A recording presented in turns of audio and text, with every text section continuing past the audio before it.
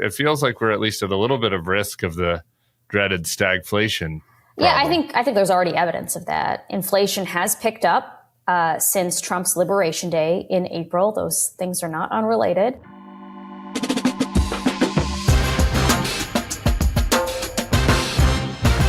Hello and welcome to the Bulwark Podcast. I'm your host, Tim Miller. We have got a doubleheader today. I told you to get serious. I've been wanting to do an episode focused on Palantir for a while now, and was happy to have a chance to talk to Mike Steinberger, who's got a new book out about Palantir and their CEO, Alex Karp. So we got that in segment 2. Also wanted to throw out to you, I got this flag to me. I'm not going to be there. I'm in New Orleans. I don't think there'll be any I know there will not be actually any Bulwark people there, but Bulwark fans are doing a meetup in St. Paul tonight, the Dual Citizen Brewery in the Twin Cities. So go, if you're listening, go meet some other people. I thought I'd, help the industrious Bulwark listeners who are trying to have revelry and have gatherings this holiday season. Encourage anybody else in the Twin Cities to go check it out. But first up, she is the economics editor at the Bulwark and writes the newsletter Receipts, which is published on Thursday evenings. Also co-hosts MS Now's The Weekend Primetime. It's Catherine Rampell. Welcome back to the show. How you doing, girl? Doing well, or as well as one can in these trying times. I guess I'm obligated true. to We're say. in the holiday season. We don't need to caveat, right? Okay, fair enough, Things are good. Personally, I mean, the world is full of torment, always, True. Maybe it's feeling a little more acute right now. It's certainly feeling a little more acute in the economy. How about that transition? I wanted to talk to you about, we had some delayed jobs numbers that came out because of the government shutdown and the fact that the president was considering a scheme to cook the books that isn't going well so far. The numbers that we saw yesterday revealed an unemployment rate that's at a 4-year high.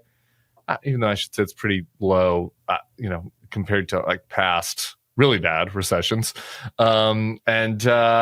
Just otherwise, a lot of softness in the economic numbers. What did you see? What caught your eye in particular? Yeah, so this was, as you said, a delayed report. Everybody's kind of looking around to figure out what's going on in this economy because it is very confusing. Everybody, specifically including the people at the Federal Reserve who have to actually act upon these data, beyond the fact that the unemployment rate went up. We now have measures suggesting that in 3 of the past 6 months, we actually lost jobs. We have also lost jobs in manufacturing for the past 7 consecutive months. So manufacturing was supposed to experience this big renaissance under Donald Trump. That obviously has not happened. There's some sources of concern. As you point out, the unemployment rate right now is still not, super high. It's 4.6%. That may not be super comforting if you are among the 4.6%, sure. Obviously. But it's rising. And probably the reason why it's rising, the reason why we've had some job losses, and we can get into whether we should even take those numbers at face value. They're probably overstating the health of the economy. Part of the reason why all of that's happening is that we have some pretty destructive economic policies that are weighing on the economy.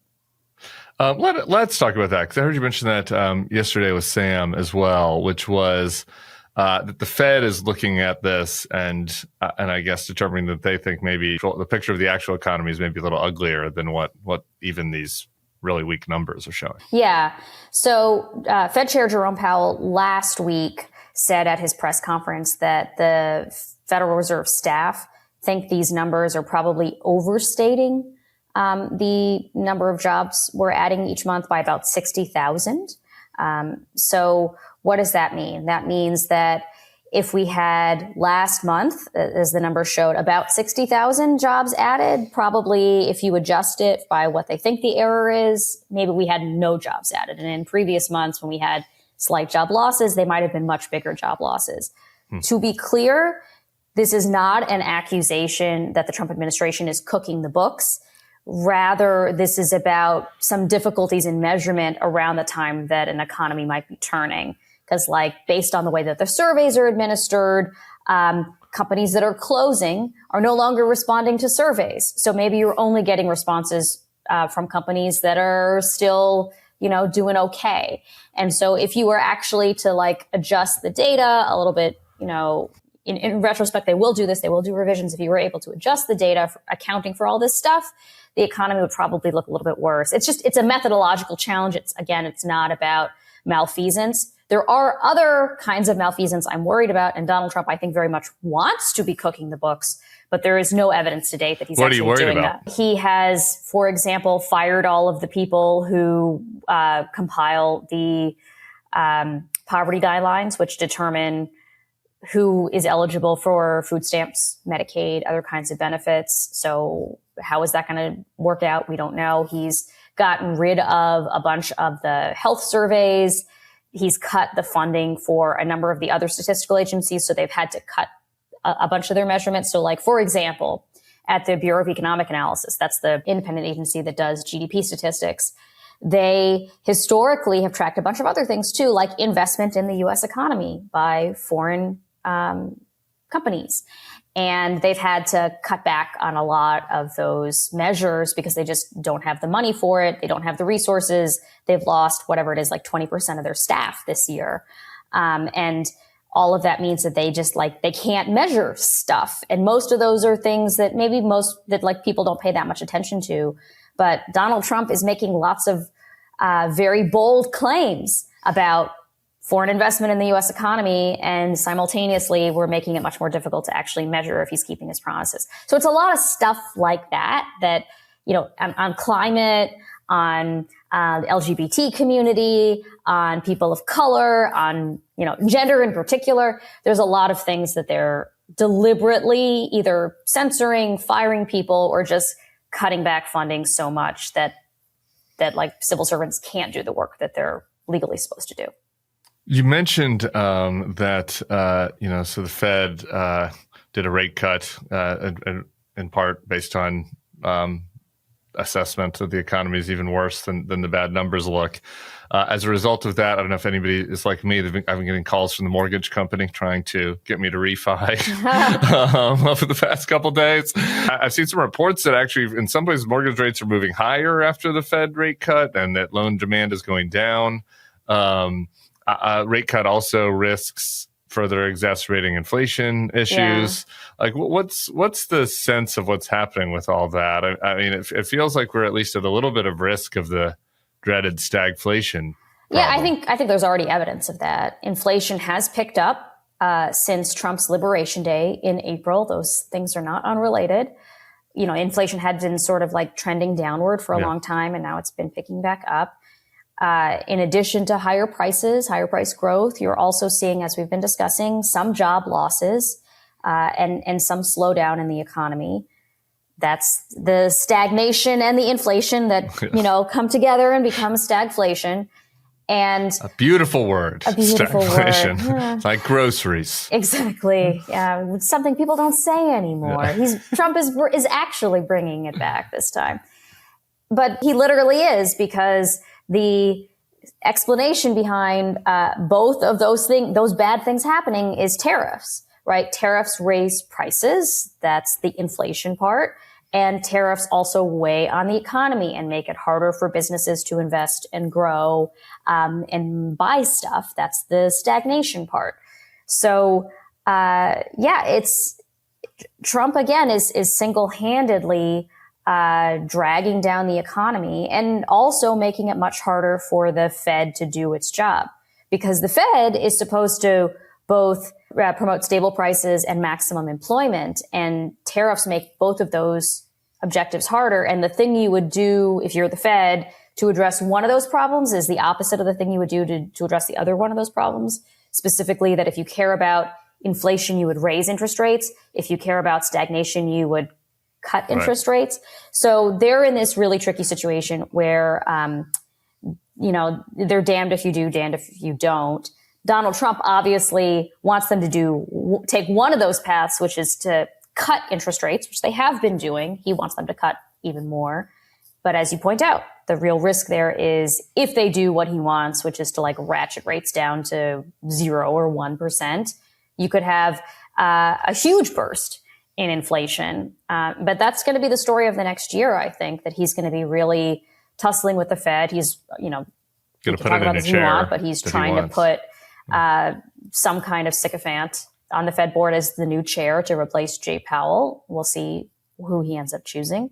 But he's also probably trying to plant other more pliable people into the other Fed positions. Yeah, let's put a hack in there like Kevin Hassett to just really step on the gas of stagflation. That'd be great. There's a counter view. Maybe we're just Debbie Downers. Maybe we're afflicted with TDS. Let's listen to the counter perspective from the Vice President of these United States. President Trump last week gave his economy a grade of A++++. What grade would you give the economy today? A+++. A downgrade. I believe the American people are going to reward us because the American people are smart. They know Rome wasn't built in a day. They know what Joe Biden broke is not going to get fixed in a week. A+++, Rome isn't built in a day. Not going to get fixed in a week. Not going to get fixed in 11 months, apparently. Well, it's especially not going to get fixed if they keep on doing things to break it further.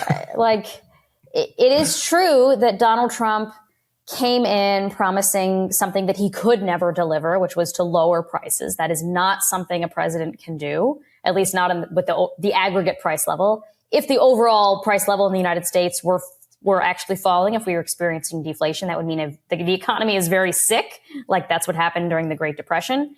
He can't deliver that. But not only can he not deliver that, he can't even keep prices stable because he's doing all these things to make stuff worse. Tariffs and muddying the Fed and deportations and everything else. It is notable that Trump did the 4 pluses and JD only the 3. He might be brought in for spanking. Probably. I don't know. Something to think about. What do you? Do they have a plan? What's their? So Trump's giving a speech tonight at 9:00. He's announced. We don't know what it's about at the time of this taping.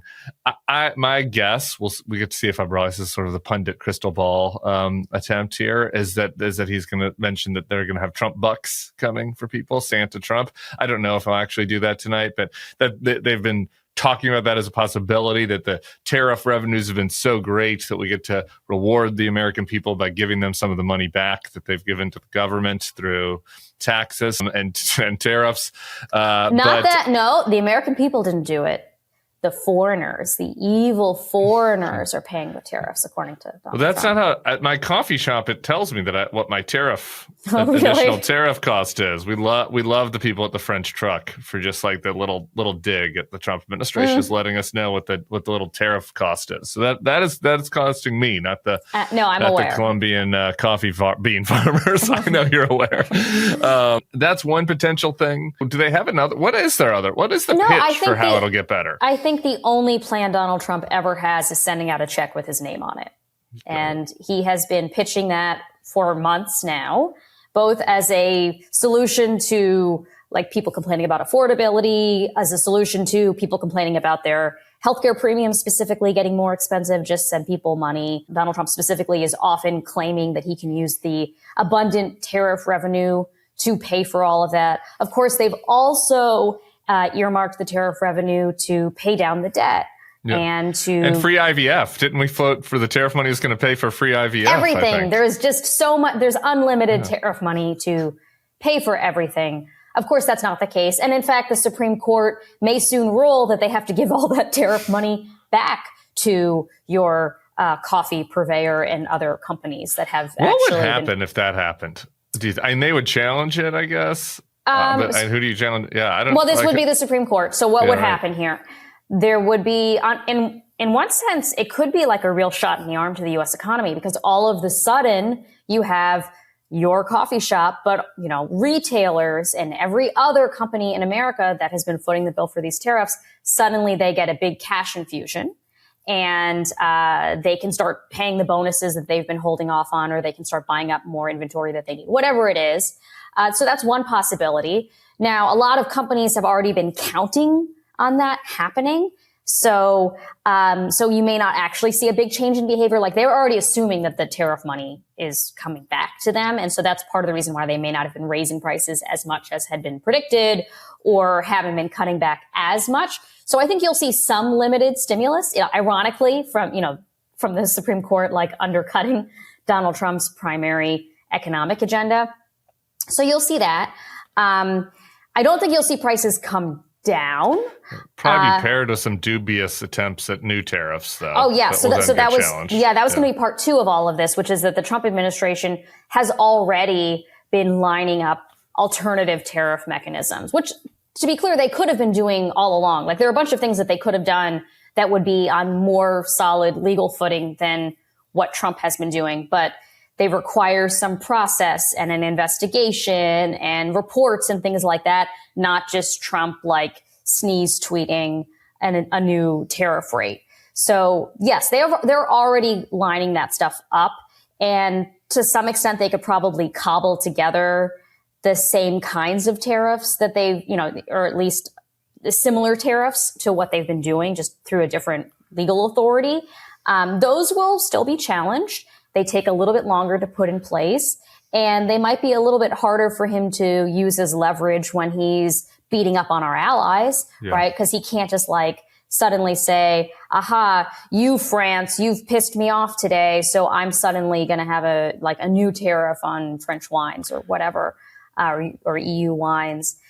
It'll be a little bit harder for him to bully people with them, but they'll do it. They'll still be destructive to the U.S. economy. They'll still be destructive to our relationships with our allies, and they'll still probably raise prices. It'll just be on a slower time frame. Your newsletter tomorrow is a little preview here. It's going to be about the immigration policy and what it's meaning for construction jobs.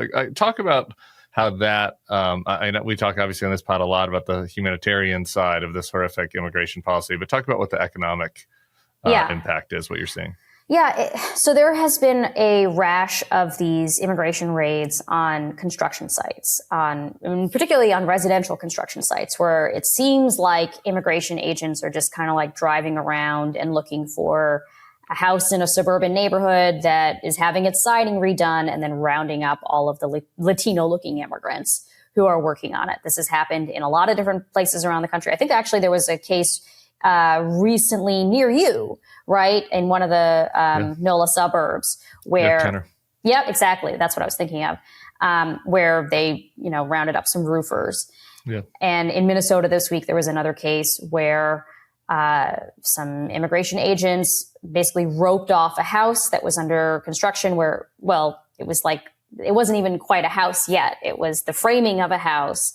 They chased a couple of the workers up to the tippy top of the frame, the roof of the frame, but it's little spindly sticks of wood. It was sub-zero temperatures, and they trapped them up there for a couple of hours, and they wouldn't let people bring them warm blankets and things like that. And ultimately, one of the workers got taken away in an ambulance. Anyway, there are these horrifying things going on. As you point out, humanitarian consequences of this are awful. In my view, these are basically pogroms that are going on, and they're putting people's lives at risk.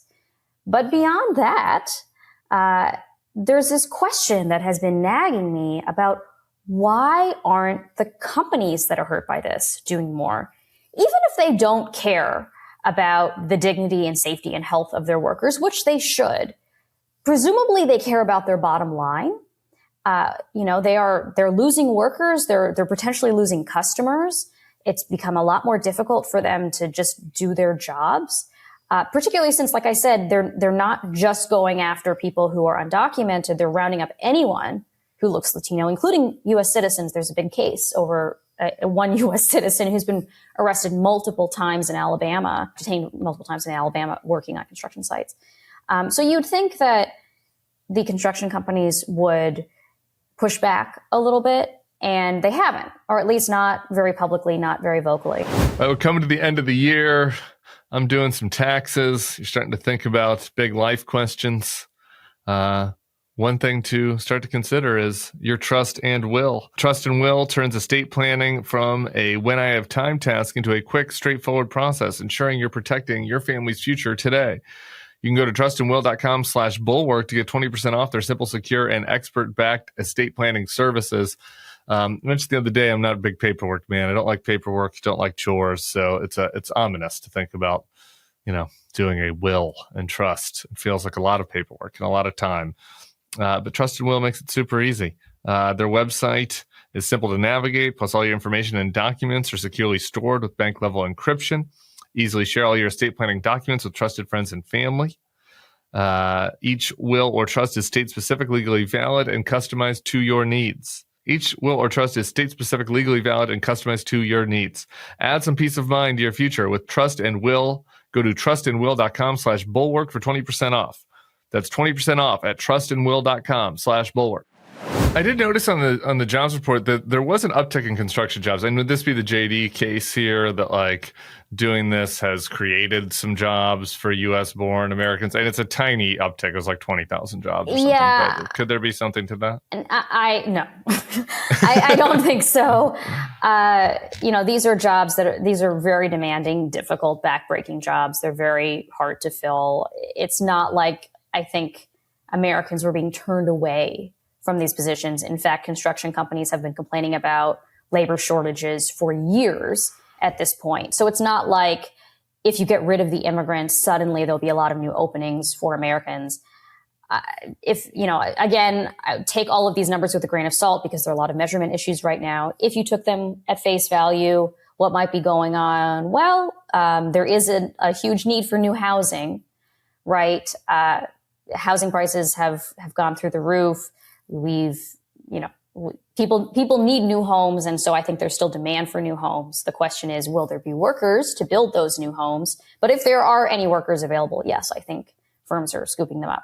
But to the broader point here is I am like slightly obsessed with this question of why isn't the private sector doing more to push back against Trump, not for reasons of moral clarity or caring about democracy, but because he is destroying their business model and he is making it much harder for them to operate. And there are different ways to see all of it. That's what I'll get into my newsletter tomorrow. It'll be interesting to see the response to your newsletter. Being Bill, Crystal talked about this a couple of weeks ago, just kind of reminiscing about, the good old days when we were Republicans who did consulting for interest groups, like back in the, late aughts. And it was like, the pushback from the chamber and the round table and all these groups to like various things that Obama was doing was overwhelming, and that's absent now. I remember in the Obama years there was this constant complaining about regulatory uncertainty, economic policy uncertainty, that because Obama was supposedly like tyrannically using the power of the executive branch. And, we weren't using this deliberative process of setting laws and policy.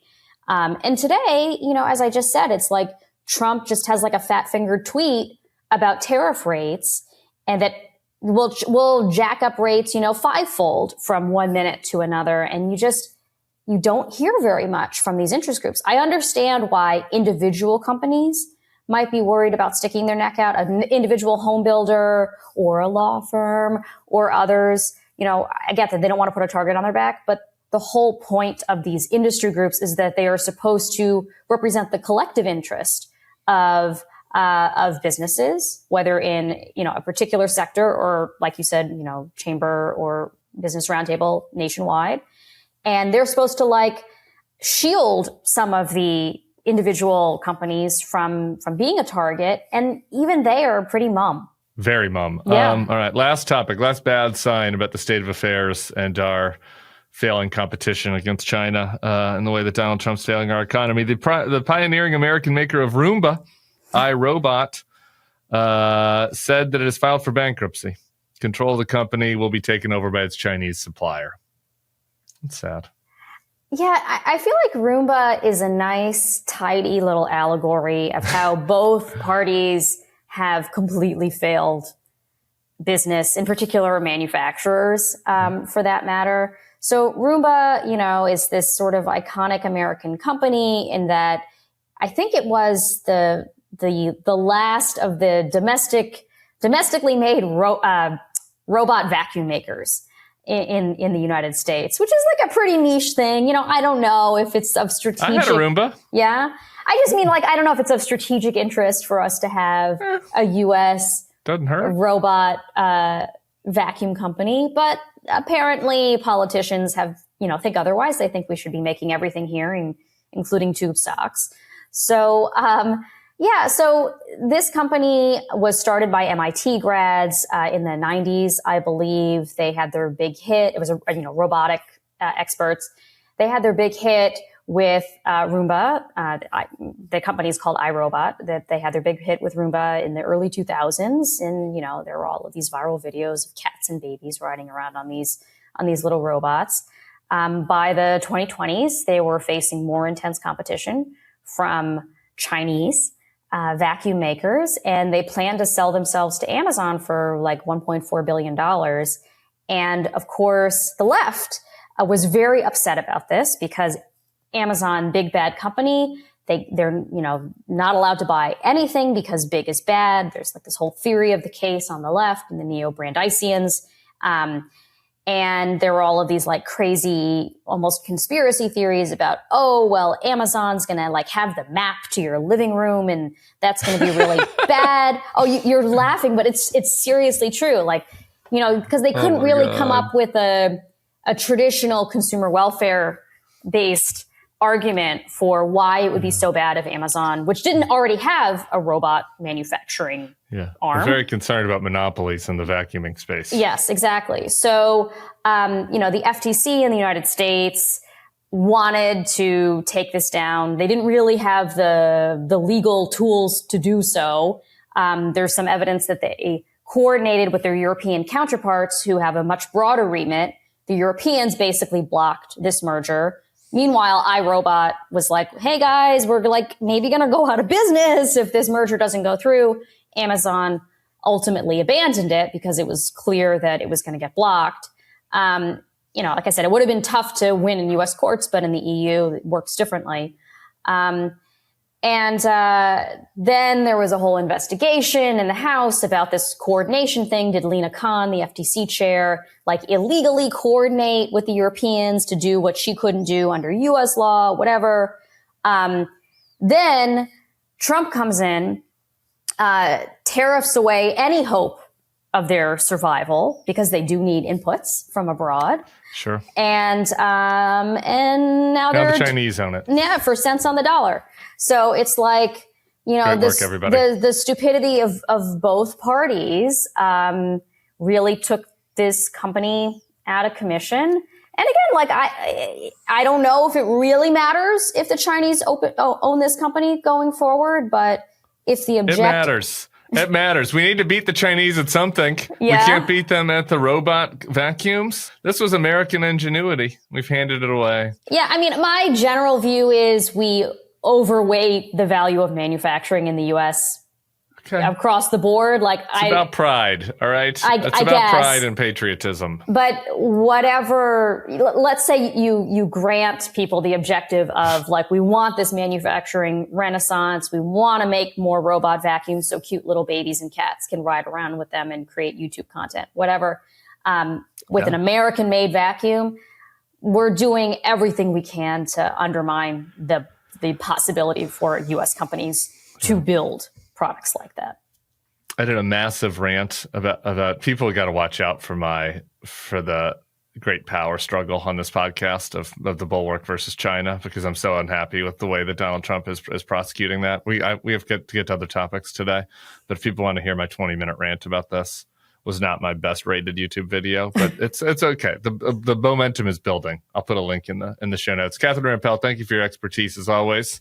Thanks for having me. We'll be talking to you soon, girl. All right, up next, Mike Steinberger on Palantir. Stick around. For Bulwark Plus members that made it to our first mailbag Q&A on Monday, I revealed something, and I'm going to pull the curtain back just a little bit for you guys right now. All right, you should still become a Bulwark Plus member, but I'm going to tell you something that I had only saved for members, and that is that I might have another cat coming. I say another cat because we've had this neighborhood cat that we've been feeding, Aretha, and I was hoping that would satiate my child's desire for an animal.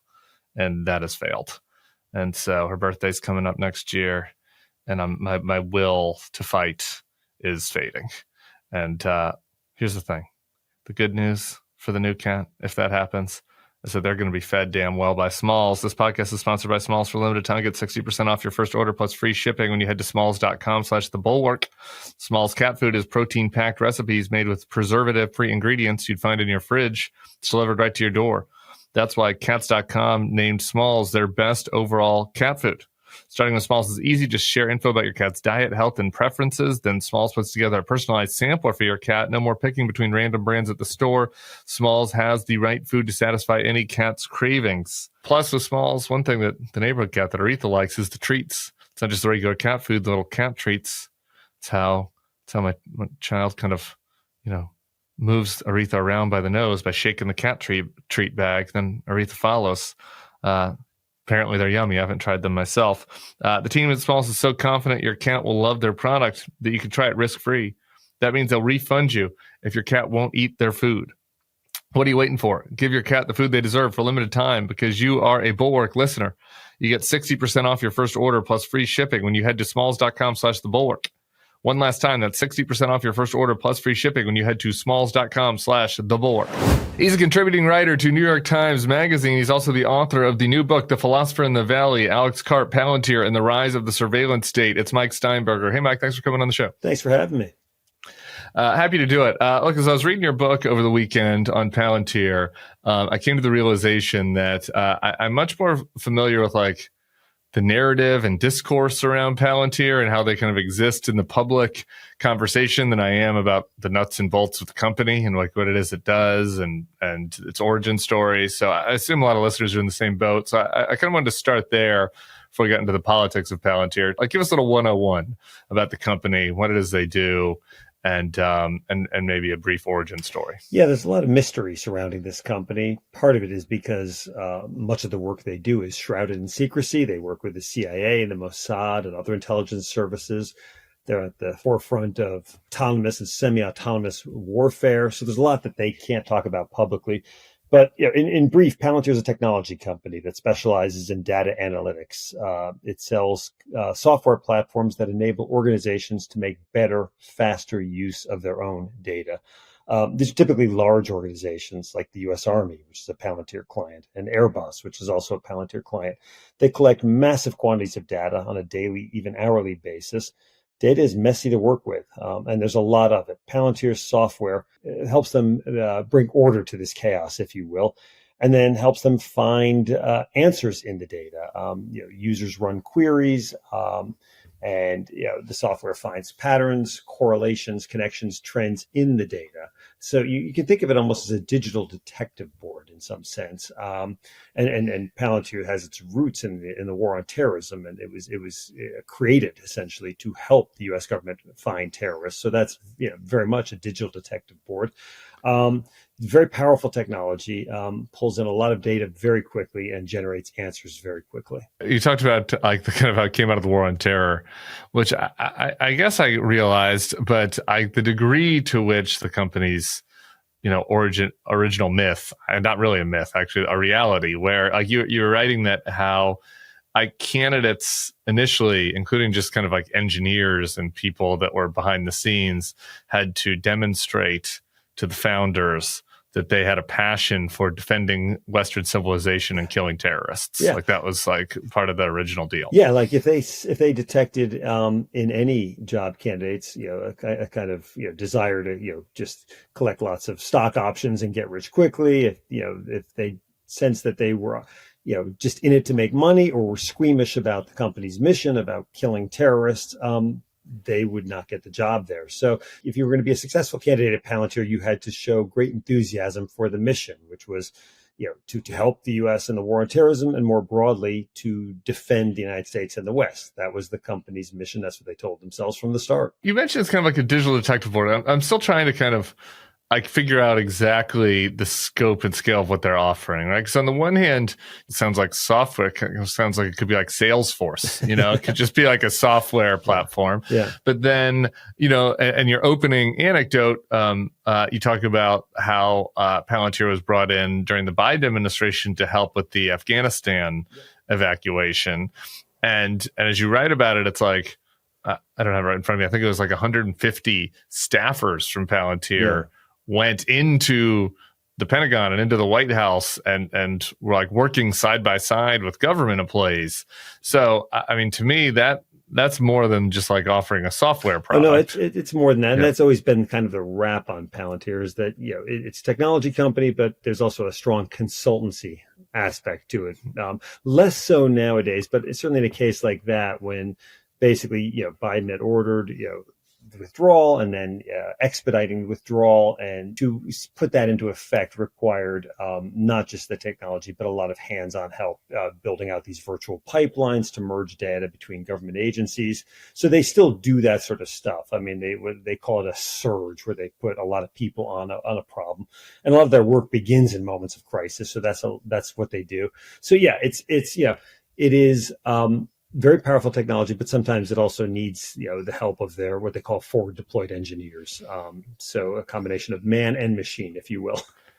Yeah. I thought the Afghanistan example was interesting because, Biden took a lot of heat for the way that withdrawal was handled, including here on this podcast. And, Palantir kind of came out scot-free on that, like was still with their aura. Like there wasn't a lot of discussion about the way that they failed. Well, yeah, I mean, but it actually, it worked. I mean, the software did what it was supposed to do. It could have been a lot worse because there was just, it was absolute chaos from everything that I was told. Just enormous logistical challenge that the joint staff couldn't solve on its own. So Palantir's technology did actually work, well in that case, but the problem was on the political side, and just the fact that it was done in such haste. That was the problem, and so it's looked at as a disaster. But actually, the number of people that were that evacuated from Afghanistan in such a short time was kind of remarkable. What about the kind of the claim that like Palantir has spyware, spying, right? Like there's one point that's like analyzing data or looking at data. It's another thing if it's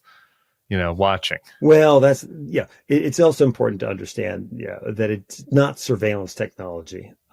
But it does help organizations that deploy surveillance technology do their jobs more efficiently. So law enforcement, intelligence services. So Palantir is like one step removed. You could say if we are seeing the emergence of a surveillance state, Palantir is an important part of that, but it is not surveillance technology in and of itself. And again, it is important to recognize that Palantir doesn't oversee how clients use its technology.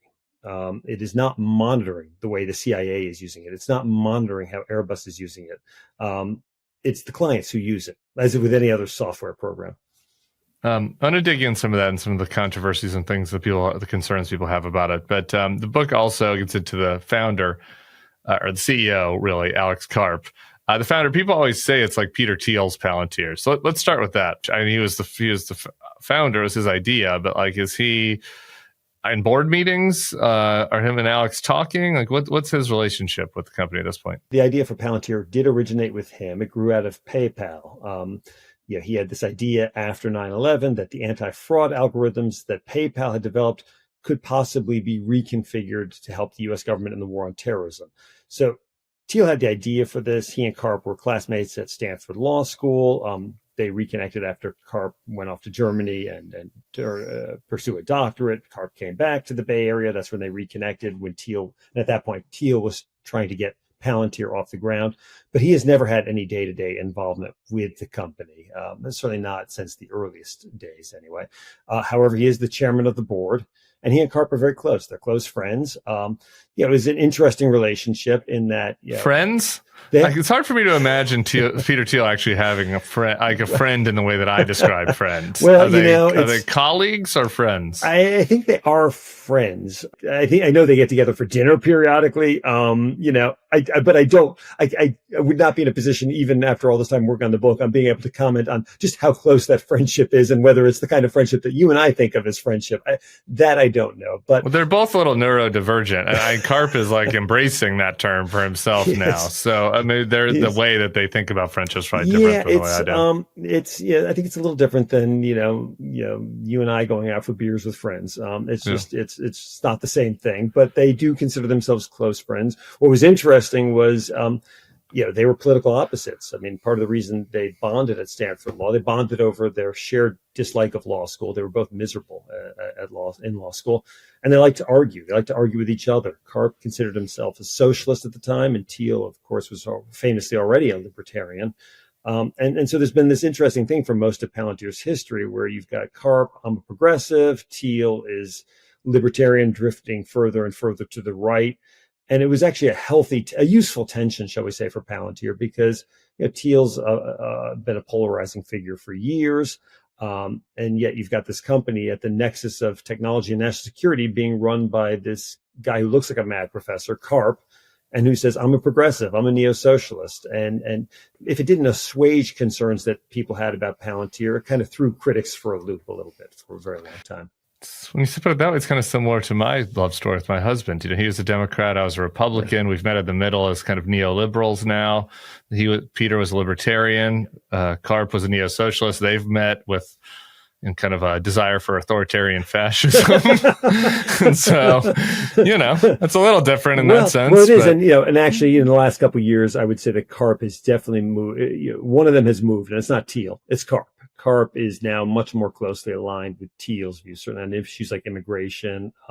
The daylight that existed between them, there's less of it now, for sure. And that's because Karp has moved. Many people, I assume, like me, didn't really know it, seen the name or didn't know anything about him. And then there's this video of him with Andrew Ross Sorkin a couple of weeks ago that went viral online, where he can't sit still. And there are jokes about is this guy on cocaine? Or, what's happening with him? Well, Coke was involved. This I know. Mexican Coke. Got it. He drinks Mexican Coke before television appearances and other interviews to get a sugar rush. So.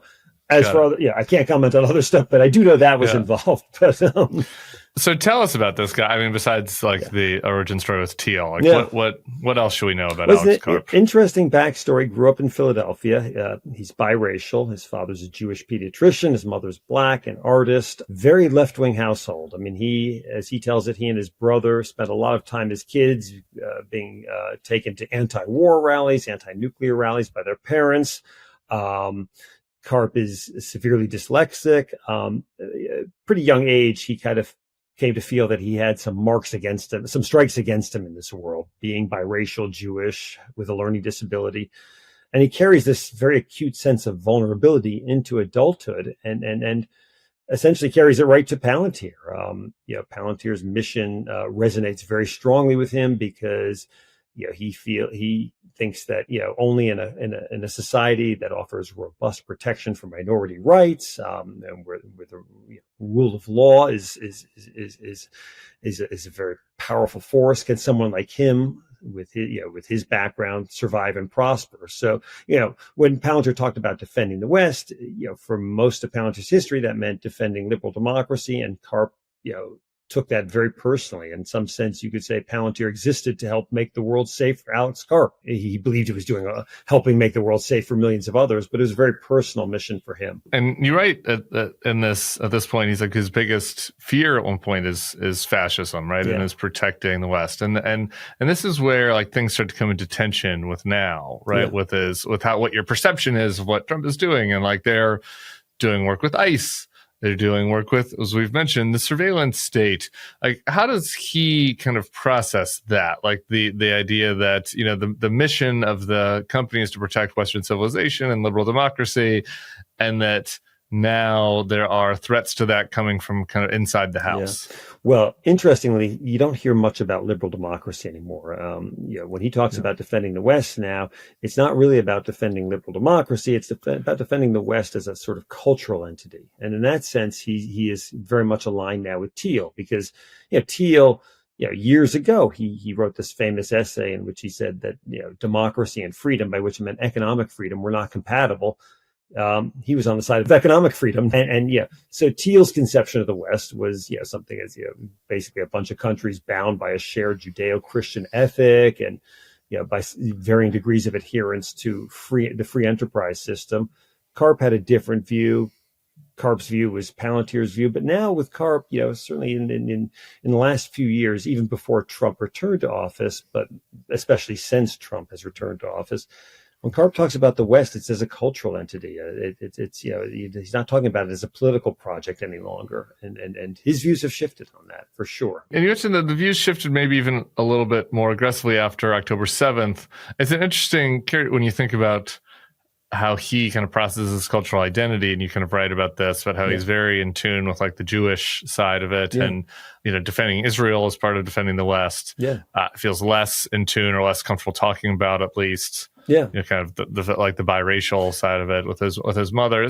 Talk about that a little bit, how that might inform how he's thinking about this moment. Well, it's really interesting because, when he was, his brother spent a lot of time talking to me. His brother's 2 years younger, lives in Tokyo, and other people said the same thing, that, when he was in college and high school, Karp identified very much with his Black heritage. I mean, his brother said he was a young Black man, and he doesn't disavow the Black side now, but it's the Jewish side that is front and center for him.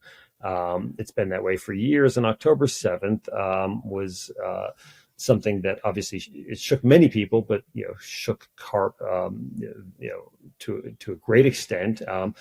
He, as I said, identifies very strongly with his Jewish heritage, has been a staunch supporter of Israel. Palantir's had involvement with Israel now for about 10 years. The Mossad began using its software about a decade ago. And when October 7th happens, Karp is shocked and immediately says Palantir. They took out a full page ad in the New York Times about a week after the atrocities in Israel, saying Palantir stands with Israel. Palantir is going to give Israel everything it needs.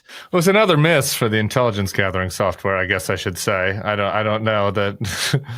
If he's been working for Mossad for 10 years, they didn't catch that. It's kind of amazing that didn't happen. Now, what they would say is, they weren't being used by Shin Bet, which is the domestic intelligence service in Israel, and they weren't being used by the IDF at the time. That has changed since October 7th. Now all the military and intelligence apparatus in Israel, all of it's using Palantir since October 7th. And after October 7th, it's when I really began to see the change in Karp's politics. He had been expressing frustration with the Democrats for a long time. He was a major Democratic donor, but had been expressing frustration with the Democrats and progressives for a long time over things like immigration, over things like identity politics. But after October 7th, that is when his turn to the right really begins, really accelerates, I should say. For instance, on the issue of immigration, he had seen immigration, the chaos of the border. He'd always viewed that as bad for the Democrats, as a toxic issue for the Democrats. After October 7th, he decides that immigration is bad for American Jews, which is an interesting place to land, but that's where he landed. And this is a big part of the reason. Certain types of identity politics are okay. What's that? Certain types of identity politics are important. Well, that's exactly right. There was kind of a hypocrisy here. He's scorning the Democrats for being enthralled to identity politics, but it is now his Jewish identity that is driving his decision making at Palantir and driving his political metamorphosis. And, this is when you really see him starting to get on board with Trump. This is, of course, before the election, but he thought Trump was going to win. And I could see him starting to find reasons to get on board with him. So is it just my perception, or is it accurate then that he was not as public facing before this metamorphosis, right? Like the political metamorphosis, does that dovetail with him doing more, kind of public commentary, or did I just notice the public commentary more because, it was a little bit more outrageous that he was trying to side with the right? Well, for a while, he was kind of low profile. I mean, during the first Trump presidency, when Palantir was caught up in a lot of controversy, he was working with ICE then. But during the first Trump presidency, basically almost every article about Palantir would say Peter Thiel's Palantir, even though Thiel wasn't running the company. Karp was, sort of, not nearly as well known as Thiel, and Thiel's name was clickbait. Karp, in the last couple of years, Karp has gotten to be much more well known. Part of that, of course, is the stock has taken off. When the stock was languishing at $10 a share, which wasn't that long ago, not that many people are interested in hearing from you. When the stock, quadruples over the course of a year and goes, from $50 to $200. So he's gotten more invitations to speak at events. He's gotten, I'm not sure that 5 or 6 years ago, Andrew Ross Sorkin would necessarily invited him to Deal Book, but now he's an A-lister and people want to hear from him. So you're seeing more of him these days. So back to the ICE question of this time around. Karp told you that if Palantir had stopped the work it does with ICE, he's worried that then other clients, people in the military, might think they're an unreliable partner.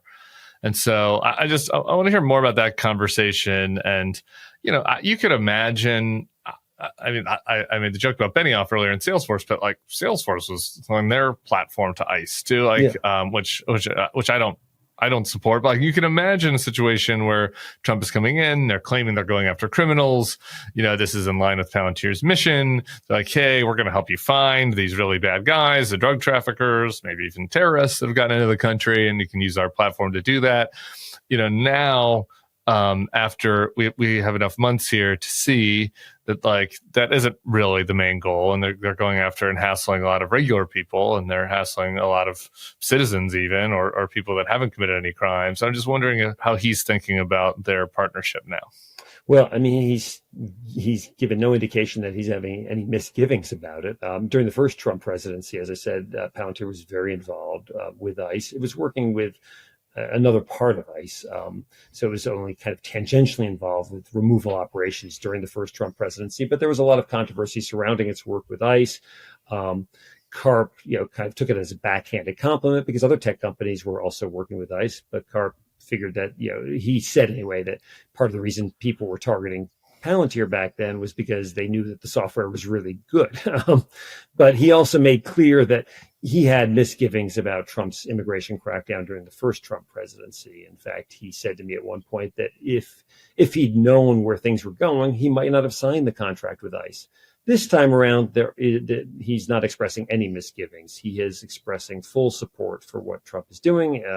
He believes that last year voters sent us a very strong message that they want the demographics of the country to basically remain the same, and that Trump's policy is doing that. And Palantir is happy to help this time. There's no qualms being expressed this time around. If you think about the increasing anti-Semitic sentiment that we're seeing on the right and left. Yeah. I wonder if eventually, whether you think that he will start to process whether there's any concerns there. I mean, like right now already, the government is basically saying that they're going to go through people's social media. The current government is friendly to Israel, but they're under the mindset of, if you're traveling here, we're going to go through your social media. If you've said something mean about Charlie Kirk or something nice about a pro-Palestinian group, you might not get a green card.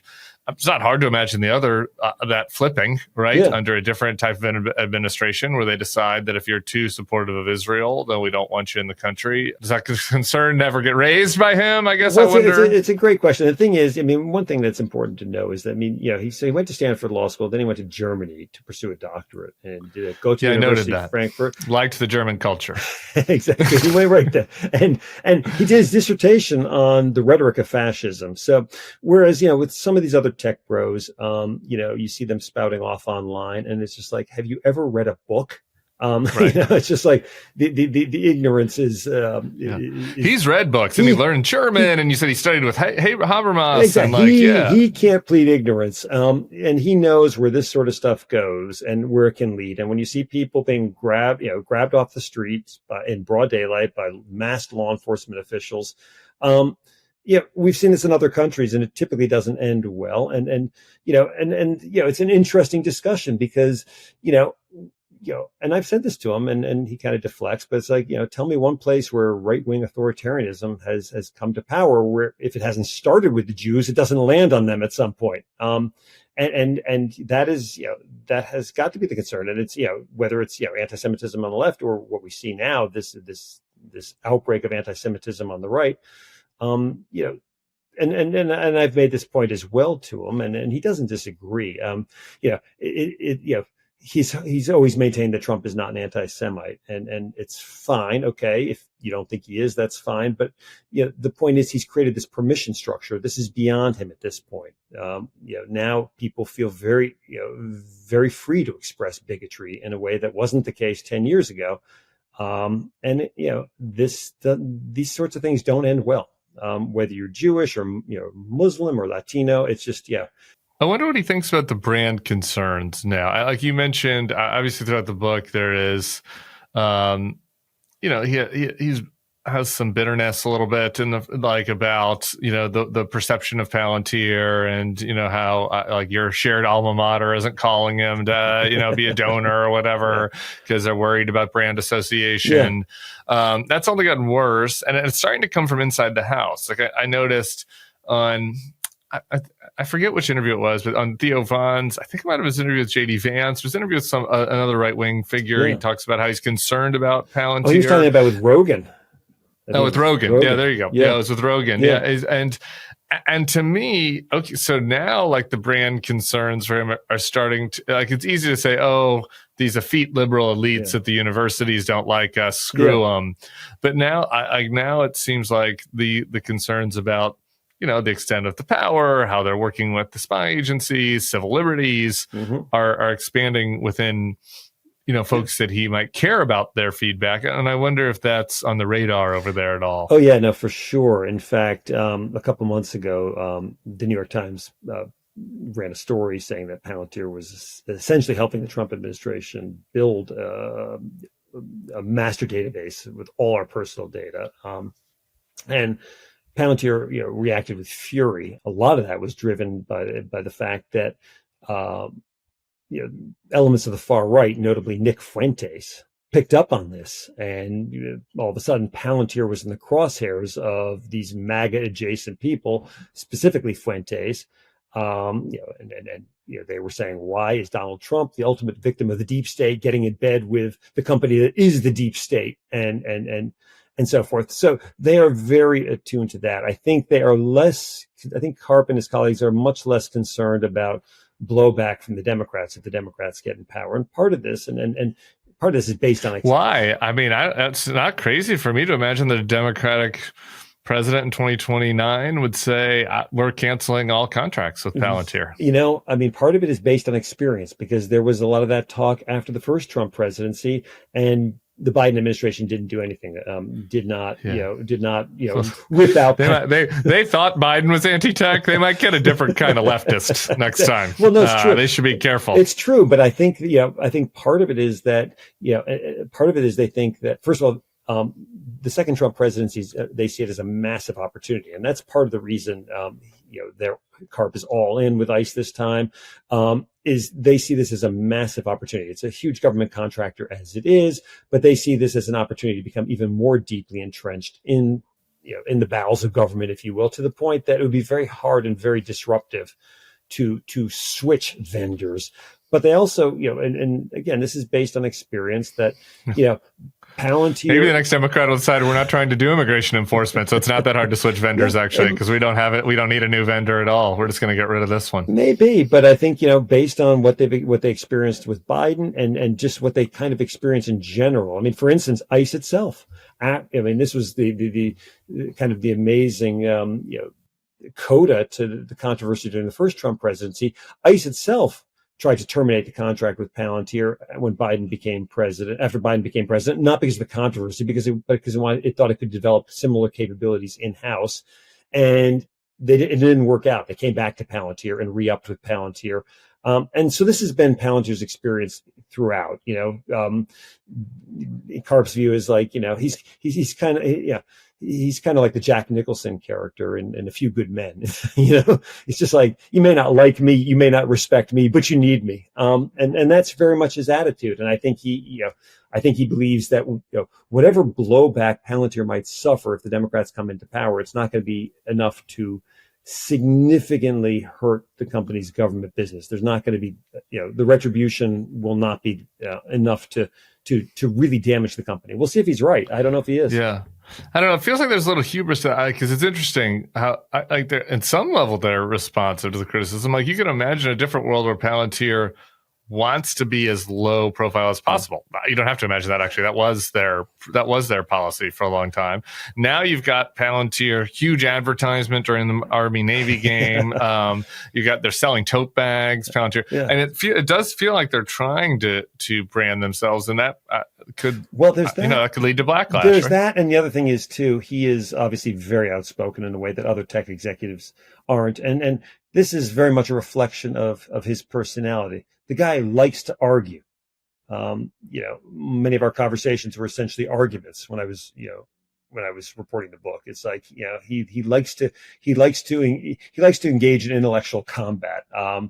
He feels that he's got positions to defend, that he can defend, and he wants to be out there. He does not. You saw it with that interview with Sorkin. He became loaded for bear, and he wants to take on the critics. He wants to challenge Palantir's critics. And the thing is, you have to also recognize that he's kind of like, Elon Musk now, and Karp has developed a very, very strong retail fan base who think that he can't do anything wrong.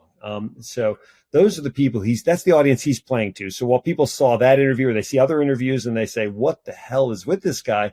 Karp's fans are like, oh my God, give me more of that. So he's kind of playing to them. It's kind of becoming a meme stock. There's a little bit of a meme stock play to it. Well, there is a little bit of that. I mean, he's got, it's got that, these very loyal retail investors who are just, they refer to him as Papa Karp and Daddy Karp. And, it's always Palantir to the moon, and they're buying all the Palantir swag. And so they're eating all this up. So Karp likes to be out there. He likes to be out there jousting with people. But it's also playing very well with the audience he's catering to. It's interesting, though. Elon said recently in an interview with Stephen Miller's wife on a very low-rated podcast that he did for some reason. But he said that he regretted going in because of the hurt that's doing to the company. Yeah, and so that parallel is kind of interesting. You do, and Karp could look at Elon and think the other way, right? That like you get a little too close to the sun, it gets too hot, you do end up hurting your core business. That feels like a not crazy path. It's not crazy to think about that, and I think he has become you wouldn't have been able to tell from the Sorkin interview. I think he has come to recognize that there are battles that may not be worth fighting in public, and that there are moments when it can be helpful just to keep a lower profile. But again, his personality is such that he wants to argue. It's not enough to think, okay, we're just going to make a lot of money, I'm perfectly comfortable with what I'm doing. He really does want to be out there, and this may be tied to his background in academia. I mean, he's a credentialed scholar, and as I said, I mean, he likes to argue, and I'm not sure that kind of keeping the low profile and just doing the work the way other CEOs do. That's just not his thing. Never has been, and and I think he feels certainly. I mean, Palantir is in the spotlight now, and he wants to push back hard against the critics. You mentioned the pushback to the Times strike. What is the truth, do you think? Or what do we know, I guess, about what Palantir is doing with the Trump administration as far as the database work is concerned? Well, what they said is it's just to improve government efficiency, which, again, I mean, I never thought of. Yeah, Obama did that. So did Mussolini. Exactly. So it's hard to know which one you're talking about. And I don't recall Donald Trump running on a platform in 2024 of making the government more efficient. That was not that was not part of the agenda, as I recall. Yeah, that is what Palantir says. It says it's completely the work they were doing is completely misunderstood and misrepresented. But as you know, there were people who worked in government, who worked with very sensitive data, people who lost their jobs under Doge, who said, look, this information wasn't kept segregated because we wanted the government to operate less efficiently. It was because it was understood, going back forever, that couldn't always count on having trustworthy people in power. And merging this information, making it easier for bad actors to get a hold of information they shouldn't have to do nefarious things. The idea was, we should make that as difficult as possible. And so that's why that's why so much of this information was siloed. I think the bigger concern here, from my standpoint, from my point of view, and I think from many other people, is what's going on with ICE, because it does seem that ICE is building out a surveillance apparatus. Palantir is integral to that. Its software is foundational to the work that ICE is doing right now. And, the argument is very simple. What's being directed at one segment of the population right now could very easily be directed at others. And in fact, as you mentioned before, ICE is scraping social media. And apparently one of the things it's doing is it's monitoring critics of ICE. Not all critics of ICE are people who are, candidates for deportation. It's just, that should scare. Well, you've seen it with the memo that Bondi put out to Patel about looking after critics of the administration, critics of ICE. To me, and I guess that's where I'll close. If there are some misconceptions about whether ICE or whether Palantir is actually doing the spying or whether they're keeping the data, which they aren't, it feels like it's one of these things where the risk associated with Palantir Like, it's a tool. Exactly. And so the risk is tied to who is using the tool and what they're doing with it. That's exactly right. I mean, and it was clear from the first Trump presidency that this would be a very powerful tool in the hands of an authoritarian regime. And the concern now is that it is, that we have taken a turn to authoritarianism, and Palantir is facilitating, its technology is facilitating that. And I mean, and they can't just, you can't just say, well, it's just a tool and they have no responsibility for it. They make choices. I mean, Karp has not said, what his red lines are. I assume there must be red lines, that if ICE starts doing this, that maybe Palantir will reconsider its work. But, it's not in his interest to say that publicly, because it's not in his interest to piss off Donald Trump and Stephen Miller. But one would like to think there are lines that can't be crossed using Palantir's technology. We just don't know what those are. All right, Mike Steinberger, appreciate it. The book is called The Philosopher in the Valley, Alex Karp, Palantir, and the Rise of the Surveillance State. I have a feeling that they'll be in the news a little bit more next year, so maybe we'll check back in, all right? That would be great. Pleasure to be with you today. Thanks so much to Catherine Rampell and Mike Steinberger. We'll be back tomorrow with another edition of the podcast. See you all then. Peace.